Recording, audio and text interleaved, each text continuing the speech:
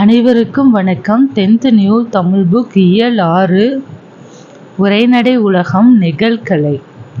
கண்ணுக்கு காட்சியையும் சிந்தைக்கு கருத்தினையும் தருவன. கருத்துடன் கலைத்திறனை நோக்காக கொண்டு கால வெள்ளத்தை கடந்து நிற்பன. ஆடல் பாடல் இசை நடிப்பு ஒப்பனை உரையாடல் வழியாக மக்களை மகிழ்வடையச் செய்வன. சமூக பண்பாட்டு தளத்தின் கருத்து கருவூலமாக விளங்குவன. நுட்பமான உணர்வுகளின் உறைவிடமாக இருப்பன. அவையாவை அவைதாம் மக்கள் பண்பாட்டின் பதிவுகளான நிகழ்கலைகள். நிகழ்கலை சிற்றூர் மக்களின் வாழ்வியல் நிகழ்வுகளில் பிரித்து பார்க்க இயலா கூறுகளாக திகழ்பவை நிகழ்கலைகள். இவை மக்களுக்கு மகிழ்ச்சி எனும் கனி கொடுத்து கவலையை போக்குகின்றன. சமுதாய நிகழ்வுகளின் ஆவணங்களாகவும் செய்திகளை தரும் ஊடகங்களாகவும் திகழ்கின்றன. பழந்தமிழ் மக்களின் கலை, அழகியல், புதுமை ஆகியவற்றின் எச்சங்களை அறிவதற்கு தற்காலத்தில் நிகழ்த்தப்படும் கலைகள் துணை செய்கின்றன. கரகாட்டம் பன்னெடுங்காலமாக மக்களால் விரும்பப்படும் மரபார்ந்த கலைகளில் ஒன்றே கரகாட்டம். கரகம் என்னும் பித்தளை செம்பையோ சிறிய குடத்தையோ தலையில் வைத்து தாளத்திற்கு ஏற்ப ஆடுவது கரகாட்டம். இந்த நடனம் கரகம் கும்பாட்டம் என்றும் அழைக்கப்படுகிறது. கரகச் செம்பின் அடிப்பாகத்தை உட்புறமாக தட்டி ஆடுபவரின் தலையில் நன்கு படியும்படி செய்கின்றனர். தலையில் செம்பு நிற்கும் அளவு எடையை ஏற்றுவதற்கு செம்பில் மணலையோ பச்சரிசியையோ நிரப்புகின்றனர். கண்ணாடியாலும் பூக்களாலும் அழகூட்டிய கரக கூட்டின் நடுவில் கிளி பொம்மை பொருத்திய மூங்கில் குச்சியை செருகி வைத்து ஆடுகின்றனர். இதற்கு நையாண்டி மேள இசையும் நாகசுரம், தவில், பம்பை போன்ற இசை கருவிகளும் இசைக்கப்படுகின்றன. ஆணும் பெண்ணும் சேர்ந்து நிகழ்த்தும் கரகாட்டத்தில் சில நேரங்களில் ஆண் பெண் வேடமிட்டு ஆடுவதும் உண்டு. கரகாட்டம் நிகழ்த்துதலில் இத்தனை பேர்தான் நிகழ்த்த வேண்டும் என்ற வரையறை இல்லை.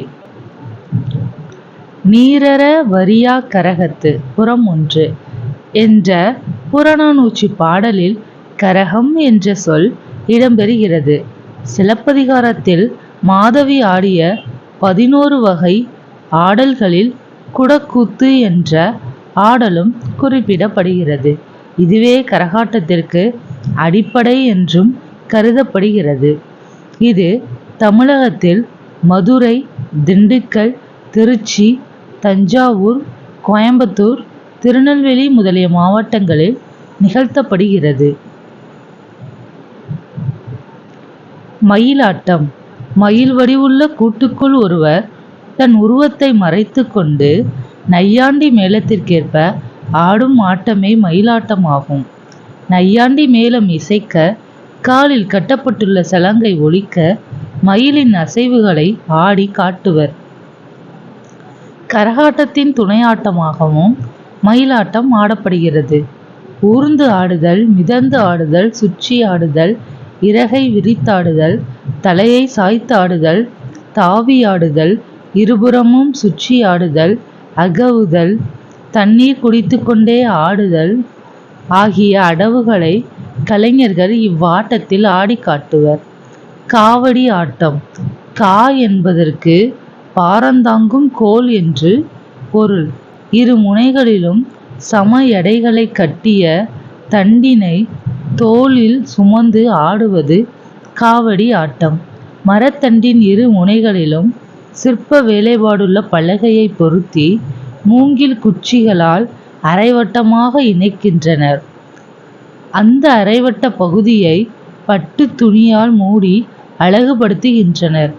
மேலும் மயிலிறகு கச்சைகளை இருபுறமும் பொருத்தி மணிகளால் அழகுபடுத்தி காவடியை உருவாக்குகின்றனர். காவடியின் அமைப்புக்கு ஏற்ப மச்சக்காவடி, சர்ப்பக்காவடி, பூக்காவடி, தேர்காவடி, பறவைக்காவடி என்று அவற்றை அழைக்கின்றனர்.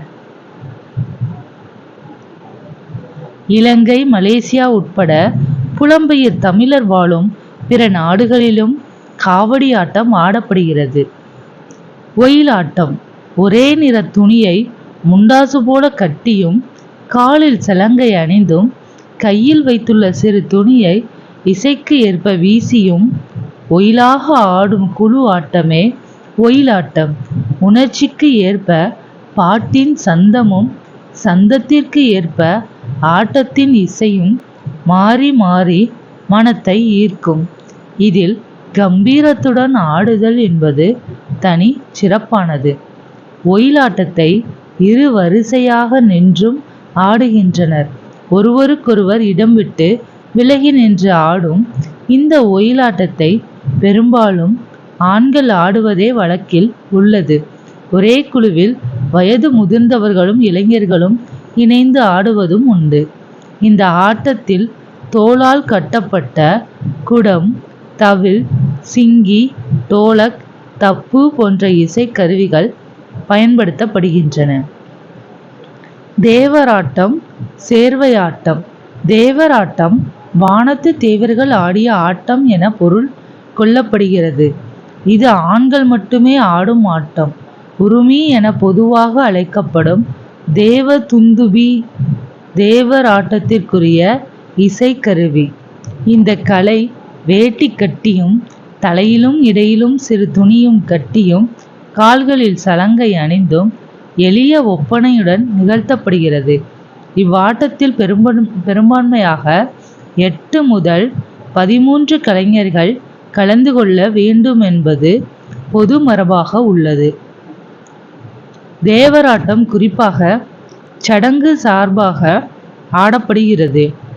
தேவராட்டம் ஒன்றே ஆடப்பட்டு வருகின்ற கலை சேர்வையாட்டம். ஆட்ட கலைஞர்கள் சேவை பலகை, சேமக்களம், ஜால்ரா ஆகிய இசைக்கருவிகளை இசைத்து கொண்டே ஆடுகின்றனர்.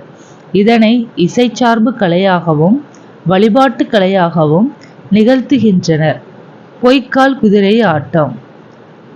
போலச் செய்தல் பண்புகளை பின்பற்றி நிகழ்த்தி காட்டும் கலைகளில் பொய்க்கால் குதிரை ஆட்டமும் ஒன்று. மரத்தால் ஆன பொய்க்காலில் நின்று கொண்டும் குதிரை வடிவுள்ள கூட்டை உடம்பில் சுமந்து கொண்டும் ஆடும் ஆட்டமே பொய்க்கால் குதிரை ஆட்டம். அரசன் அரசி வேடமிட்டு ஆடப்படும் இவ்வாட்டம் புரவி ஆட்டம், புரவி நாட்டியம் என்ற பெயர்களில் அழைக்கப்படுகிறது. இது மராட்டியர் காலத்தில் தஞ்சைக்கு வந்ததாக கூறப்படுகிறது. கலைஞர்கள் தங்கள் கால்களை மறைக்கும் உயரத்திற்கு துணியை கட்டி கொள்கின்றனர். காலில் சலங்கை அணிந்தும் அரசன் அரசி உடை அணிந்தும் கிரீடம் அணிந்தும் ஆடுகின்றனர். குதிரை மேல் ஏறி பயணம் செய்வது போன்று கடிவாளத்தை ஆட்டியும் காலை உயர்த்தியும் 4 புறமும் ஓடியும் ஆடுகின்றனர். பொய்க்கால் குதிரை ஆட்டத்திற்கு பாடல்கள் பயன்படுத்தப்படுவதில்லை. நையாண்டி மேளமும் நாகசுரமும் இசைக்கப்படுகின்றன. இது ராஜஸ்தானில் கச்சிக்கொடி என்றும் கேரளத்தில் குதிரைக்களி என்றும் அழைக்கப்படுகின்றது. தப்பாட்டம். தப்பு என்ற தோற்கருவியை இசைத்து கொண்டே அதன் இசைக்கு ஏற்ப ஆடுகின்ற நிகழ்கலையே தப்பாட்டம் ஆகும்.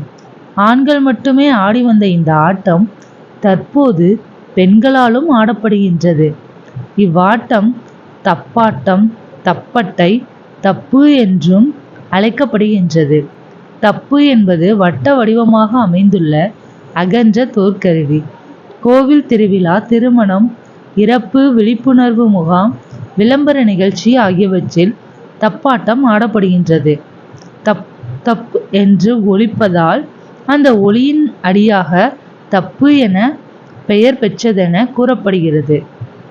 தகக்க தக தகக்க தந்த தந்தத்த தந்தகக்க என்று தாளம், பதலை, திமிலை, துடி, தம்பட்டமும் பெருக திருப்புகள் 143 என்று அருணகிரிநாதர் தப்பாட்ட இசை குறித்து பதிவு செய்துள்ளார். இதனை பறை என்றும் அழைப்பர். ஒச்சை சொல்லுவதற்கென்று பறைதல் இசைக்கப்படும். இசைக்கவல்ல தாளக்கருவி பறை. தொல்காப்பியம் குறிப்பிடும் கருப்பொருள்களில் ஒன்றாக பறை இடம்பெறுகிறது. மேலும் பறையாடல் பற்றிய செய்திகள் இலக்கியங்களிலும் காணப்படுகின்றன. தப்பாட்டம் நிகழ்த்தப்படும் சூழலுக்கு ஏற்ப அதன் இசைப்பு முறைகளும் ஆட்ட முறைகளும் வேறுபடுகின்றன. வட்டமாக ஆடுதல், 2 வரிசையாக எதிரெதிர் திசையில் நின்று ஆடுதல், அனைவரும் நேர் வரிசையில் நின்று ஆடுதல், குதித்து குதித்து ஆடுதல், உட்கார்ந்து எழுதல், நடையாட்டம் ஆகிய ஆட்டக்கூறுகளை இன்றைய கலைஞர்களிடம் காண முடிகின்றது. தப்பாட்டத்தில் கலைஞர்கள் குழுவாக பங்கேற்கின்றனர். புலியாட்டம். தமிழ் மக்கள் வீரத்தை சொல்லும் கலையாக திகழ்வது புலியாட்டமாகும். பாட்டும் வசனமும் இல்லாத ஆட்டங்களில் புலியாட்டமும் ஒன்று. விழாக்களில் புலி வேடமிடுவோர் உடம்பெங்கும் புலியைப் போன்று கருப்பும் மஞ்சளுமான வண்ண கோடுகளை இட்டு துணியாலான வாளை இடுப்பில் கட்டிக்கொள்வர். தப்பு மேளத்திற்கேற்ப ஒருவரோ இருவரோ ஆடுவர். புலியை போன்று நடந்தும் பதுங்கியும் பாய்ந்தும் எம்பி குதித்தும் நாக்கால் வருடியும் பற்கள் தெரிய வாயை பிளந்தும் உருமியும் பல்வேறு அடைவுகளை வெளிப்படுத்துகின்றனர். தெருக்கூத்து. நாட்டுப்புற மக்களால் நிகழ்த்தப்பட்டு வரும் கலையே தெருக்கூத்து. இப்பெயர் அது நிகழ்த்தப்பட்ட இடத்தை அடிப்படையாக கொண்டு அமைந்தது. கூத்து இசையுடன் கூடிய உடல் அசைவியக்கத்துடன் தொடர்புடையது. திறந்த வெளியை ஆடுகளமாக்கி ஆடை அணி ஒப்பனைகளுடன் இது வெளிப்படுத்தப்படுகிறது. களத்து மேடுகளில் நிகழ்த்தப்பட்ட தெருக்கூத்து தெருச்சந்திப்புகளிலும் நிகழ்த்தப்படுகிறது. பின்னர் கோவில் சார்ந்த கலையாகவும் ஆக்கப்பட்டது. இதில் ஒரு கதையை இசை, வசனம், ஆடல், பாடல், மெய்ப்பாடு ஆகியவற்றை ஒருங்கிணைத்து வழங்குவர். திரௌபதி அம்மன் வழிபாட்டில் ஒரு பகுதியாகவும் இது இருக்கிறது. யார் இவர்? தெருக்கூத்தை தமிழ் கலையின் முக்கிய அடையாளமாக்கியவர். நாடக கடைகளை மீட்டெடுப்பதே தமது குறிக்கோள் என்றவர்.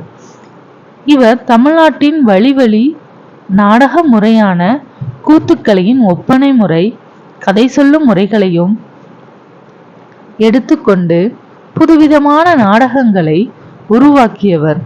அதே வேளையில் நாடகத்தில் பயன்படுத்தும் நேரடி இசை முறையை அறிமுகம் செய்து இசையிலும் மாற்றங்களை நிகழ்த்தியவர். இவரின் நாடகங்கள் பெரும்பாலும் சமூக அரசியல் மாற்றங்களை பேசின. இந்தியாவில் மட்டுமின்றி உலகின் பல்வேறு நகரங்களிலும் இவரது நாடகங்கள் நடத்தப்பட்டன. இந்திய அரசின் தாமரை திரு விருதையும் தமிழ்நாடு அரசின் கலைமாமணி விருதையும் பெற்றார். இவர்தான் கூத்துப்பட்டறை ந. முத்துசாமி என்ற கலைஞாயிறு. தெருக்கூத்து வேளாண்மை செய்வோரின் கலையாக இருந்தது. அர்ச்சுனன் தபசு என்பது மழை வேண்டி நிகழ்த்தப்படுவதாக இருக்கிறது. கூத்துக்கலைஞர், கூத்தை கற்றுக் கொடுப்பவர் ஆகியோரின் அடிப்படையிலும் காலம், இடம் போன்றவற்றின் அடிப்படையிலும் கூத்து நிகழ்த்தப்படுவதில் சிறு சிறு மாறுபாடுகள் உள்ளன. தெருக்கூத்து பொழுதுபோக்கு கூறுகளை பெற்று நாடகமாக வளர்ச்சியடைந்துள்ளது. இதனை கதகளி போன்ற செவ்வியல் கலையாக ஆக்கும் முயற்சிகள் மேற்கொள்ளப்படுகின்றன. தோற்பாவை கூத்து. தோளில் செய்த வெட்டு வரைபடங்களை விளக்கின் ஒளி ஊடுருவும் திரைச்சீலையில் பொருத்தி கதைக்கு ஏற்ப மேலும் கீழும் பக்கவாட்டிலும் அசைத்து காட்டி உரையாடியும் பாடியும் காட்டுவது தோற்பாவை கூத்து. தோளால் ஆன பாவையை கொண்டு நிகழ்த்தும் கலையாதலால் தோற்பாவை என்னும் பெயர் பெற்றது. இதில் இசை, ஓவியம், நடனம், நாடகம், பல குரலில் பேசுதல் ஆகியவை இணைந்துள்ளன. கூத்து நிகழ்த்தும் திரைச்சீலையின் நீளம் அகலம் ஆகியன பாவையின் அமைப்பையும் எண்ணிக்கையையும் பொறுத்து வேறுபடுகின்றன. இந்நிகழ்ச்சியில் பாவையின் அசைவு, உரையாடல், இசை ஆகியனவற்றோடு ஒளியும் தன்மை முதன்மை பெறுகின்றது. பாவை குறித்த செய்திகள் சங்ககாலம் முதல் 18ஆம் நூற்றாண்டு வரையான தமிழ் இலக்கியங்களில் காணப்படுகின்றன. திருக்குறளில் மரப்பாவையை பற்றி குறிப்பிட்டுள்ளது. திருவாசகத்திலும் பட்டினத்தார் பாடலிலும் தோற்பாவை கூத்து பற்றிய செய்திகளை காண முடிகிறது. ஒரு ஊராக சென்று நிகழ்த்துகிற கூட்டு குடும்ப கலையாக தோற்பாவை கூத்து விளங்குகிறது. தோற்பாவை கூத்து, கையுறை பாவை கூத்து, பொம்மலாட்டம் என்பனவாகவும் மாற்றம் பெற்றுள்ளது. நிகழ்கலைகள் ஊரக மக்களின் வாழ்வில் இரண்டர கலந்திருக்கின்றன. இவை கற்றோராலும் மற்றோராலும் விரும்பப்படும் கலைகளாக உள்ளன. உழைப்பாளிகளின் உணர்வுகளாக உள்ளன. மக்களின் எண்ண வெளிப்பாடாக, வாழ்க்கையை காட்டும் கண்ணாடியாக, மக்களின் சமய வழிபாட்டிலும் வாழ்வியல் நிகழ்வுகளிலும் பிரிக்க முடியாத பண்பாட்டு கூறுகளாக விளங்குகின்றன. எத்திசையும் புகழ் மணக்க. மலேசிய தலைநகர் கோலாலம்பூரில் புகழ்மிக்க பகுதியில் ராஜ சோழன் தெரு என்பது இன்றும் உள்ளது. இது மாமன்னன் ராஜராஜ சோழன் பல்வேறு நாடுகளுக்கு பயணம் மேற்கொண்ட சிறப்பினை உணர்த்துகின்றது. 5ஆம் உலகத் தமிழ் மாநாட்டு மலர். நன்றி.